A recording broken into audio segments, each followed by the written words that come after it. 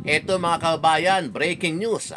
Alam nyo ba na inanunsyo nitong si Senate Blue Ribbon Committee Chairperson Pampiluping Lacson na pansamantala daw munang ititigil ng Senado ang sinasagwa o isasagwa ang Senate Blue Ribbon Committee kaugnay dyan po sa flood control scandal.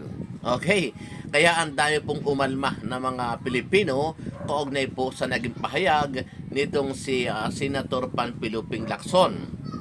Pero yun daw sinasagawang pagdinig dito naman sa confidential fund o dito naman sa impeachment complaint kay VP Sara Duterte ay talaga pong nagkukumahog ang House of Representative para po mabigyan ng oras at panahon ang sinasagawang pagdinig kaugnay nga po sa impeachment complaint kay VP Sara Duterte. Ito ay sa kabila ng panawagan ng ilan na pansamantalang ipahinto muna dahil nga po mas kailangan daw harapin muna itong crisis na pinagdadaanan ng ating mga kababayan at ng buong bansa dahil nga po dito sa gera.